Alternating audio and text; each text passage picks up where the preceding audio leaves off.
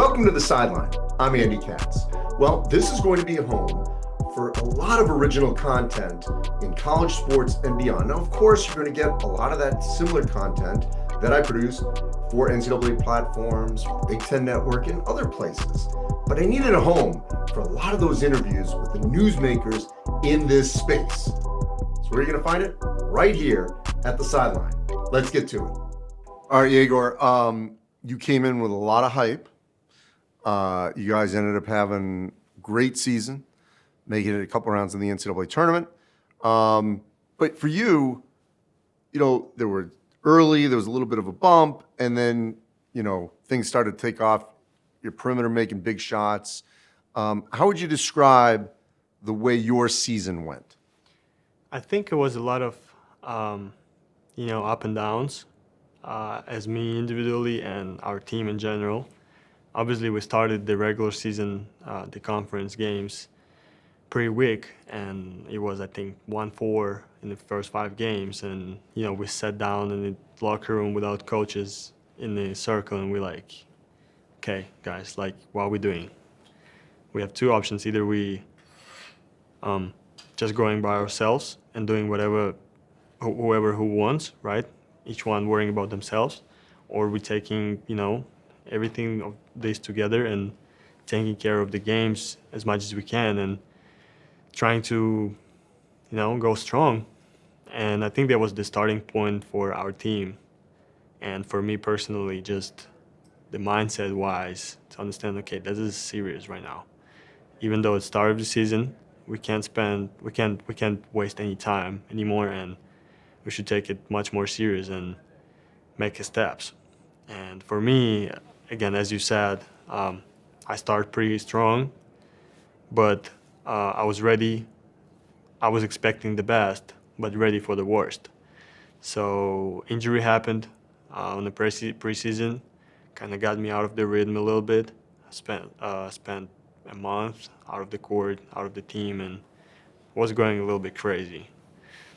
And getting back was super exciting, but kind of hard, and when I couldn't really get on the same level as I started the season with, and a lot of voices was around, that maybe it was the wrong guy to take in the team, whatever it is. I was really just trying to lock in and not, getting outside with my head and staying present, showing up every day on the practices and be with my team as much as I can and just be myself. And this is where the second part of the season started and where we grew probably the most. And I was pretty sure that in the most important moment, we will be in our best shape, and I will be in my best shape personally, as it pretty much happened. We finally made, as a BYU team, over the first round in the March Madness. We were super excited to be in the March Madness in general, but knowing that BYU didn't make in the second round for so long was really big motivation for me, and I was ready to do anything it takes to make it happen, and not just the second round, but Sweet 16. And obviously the goal was going as deep as we can, but everything can happen. Basketball is, you never know. And Sweet 16 was the really hard game against Alabama. Whatever happened, we were super happy with the season, everything we have done. So I think you answered it great. What I remember early on was there was all this hype about you and all this attention on you. And early on, like you said, you delivered. And then it shifted and the success happened. You guys were nailing threes, scoring at a high level. And there wasn't as much pressure on you to score, maybe to be more of a facilitator. So as you take a step back, how much do you think that helped you for the NBA? Because when you get to the NBA, you're going to have to probably be more of a playmaker than necessarily a scorer, at least early on. I think Coach Young was a big time teacher for me, and the guy I could learn from, really who I am and what I do best on the court. And I think this is where my playmaking raised on the highest level since I've been playing basketball, probably. And we were really trying to find a way how to use that as much as we can, and to take as much advantage as we can from it. Having the group of people around me who are really good finishers, either it's around the rim, is our bigs, or either it's shooting. And we found a way how to use it from the pick and roll, using the space on the court. Obviously, Coach Young and his staff was super smart of using everybody in the team for their purpose. And I think this is where I really learned that everybody should have a role.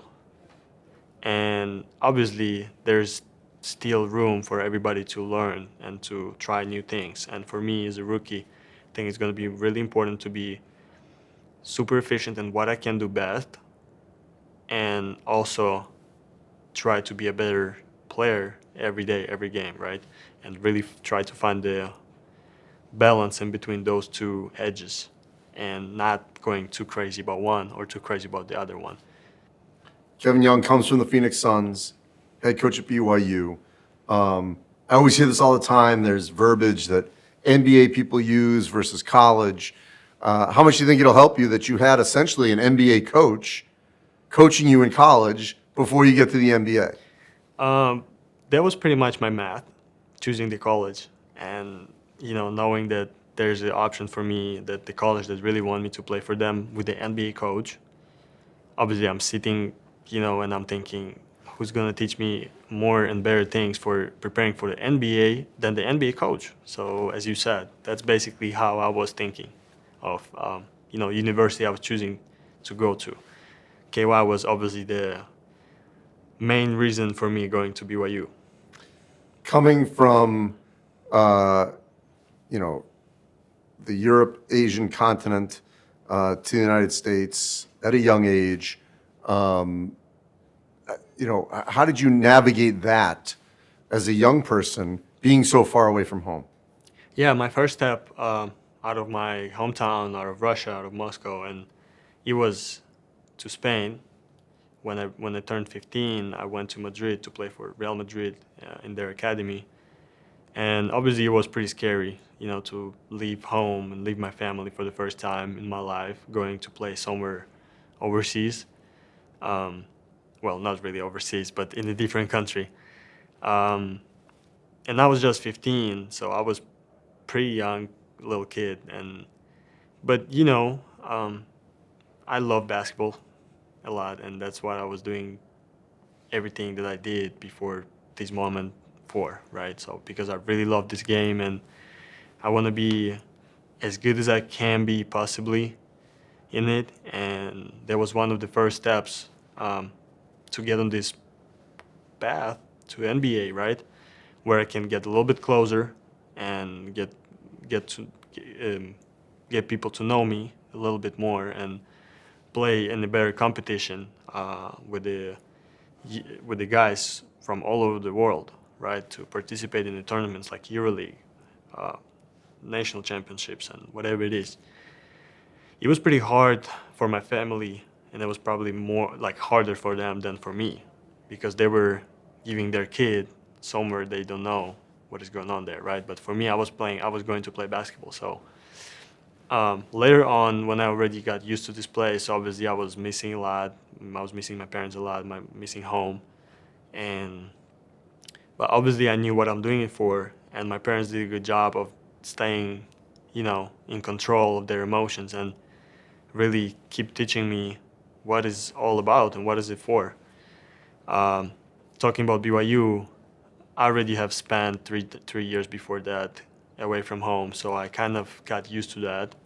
And now it's nothing really new. It's just another group of people, right? Another environment, another country that I got used to, that I have to get used to. And BYU did a good job of welcoming me and just really getting me under their wing. I had a couple of mentors over there, Travis Hansen, who also played in Russia and played in Real Madrid also, and at BYU. So he was he was like my older brother, and his family took me under their wing, got me on every Sunday on the dinner, and teaching me stuff, and just amazing people over there. Obviously, Coach Young was taking care of me a lot, and some of the players, some of the older players, the Trevin Nell, the 26-year-old guy, pretty old. With all respect to him, I know he's gonna get mad if he sees that, but he's a big part of my transition to America too. All of these people did a good job of helping me. All right, last thing, there's a lot of comps that we could draw, and maybe there isn't one person, maybe it's a little piece of different ones. Certainly plenty of Euro guards. Who do you see yourself at least a little bit mirroring? Yeah, you said right. I think I'm looking more for the details from each player and from some pieces, kind of building myself and not trying to be somebody else, right? But obviously, I hear a lot of comparison with the Luka as a big guard who sees above the heads of the defenders and who can pass the ball pretty good and play a pick and roll. So, but again, it's not like I'm trying to be him. Luka is Luka. Yegor is Yegor. So I'm just trying to build myself and my own role player that I'm looking at, and I'm reaching there, right? And this player have no name. It's just me in the future.